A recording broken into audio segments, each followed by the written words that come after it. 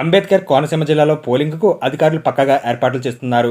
ఓటర్లు ఆహ్లాదకరమైన వాతావరణంలో ఓటు వేసేలా మామిడికుదురు మండలం నగరంలోని 37వ నెంబర్ పోలింగ్ కేంద్రాన్ని మోడల్గా తీర్చిదిద్దారు.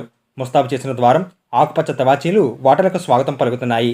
ఈ పోలింగ్ కేంద్రంలో 528 మంది పురుషులు, 617 మంది మహిళలు కలిపి మొత్తం 1145 మంది ఓటు హక్కు వినియోగించుకోనున్నారు.